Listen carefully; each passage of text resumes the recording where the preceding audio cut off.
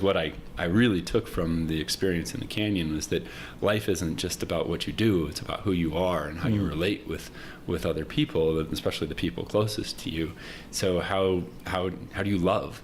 And that that I know is another one of these little twists that I like to present for people, that they might admire this theoretical will to live that they think that I was displaying, some resilience or grit or determination, like you never gave up.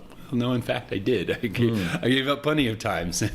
and yet what persists beyond that is it's not the will to live, it's the will to love. That's what actually saw me through, especially by the final night that I was there.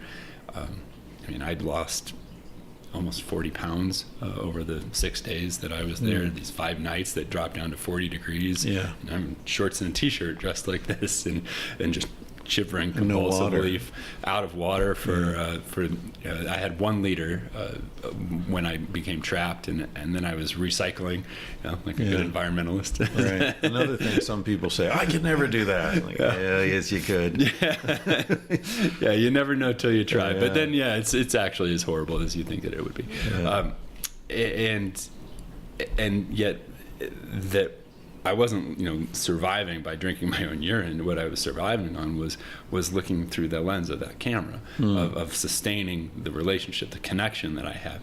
Because I think we think of hell, being this like hot, crowded place, fiery furnace of the souls of the damned, and yet like what it really is isolation. It was the cold, dark isolation of the bottom of that canyon, and especially in the nights, and feeling like that I could just be a brain in a vat being stimulated by electrical signals, and that all of this has been some kind of experiment by some multiverse scientist, right? Yeah, the Matrix. Teenagers fucking with you.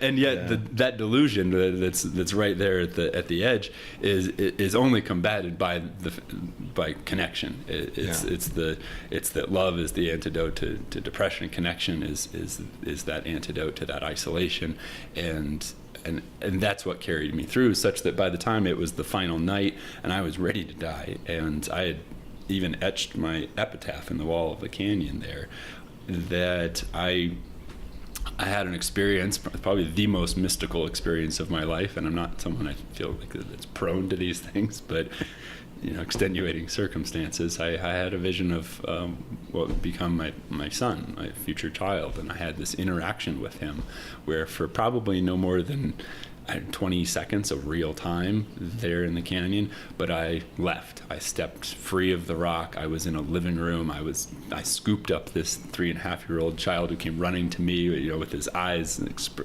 exclaiming, "Dad, let's play!" And we bounced around together, and then in the next moment it was gone.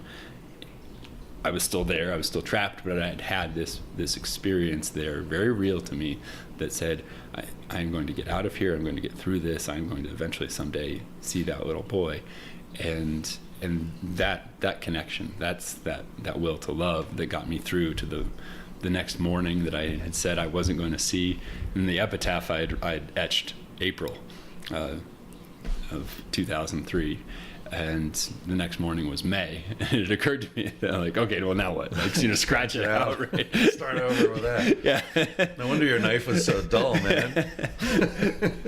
So wow. It touches on these much larger themes, and what I've tried to do with it is to take it as this gift to me, that experience, such as it was this gift to me personally, and then to share it with others, so that they, we're all going through it. It's everywhere. It's diagnoses and death and disease and politics and the stresses of addictions and depression, just divorce. It's all out there in every corner of our lives, and at every step we take, we run into these headwinds, if not hurricanes.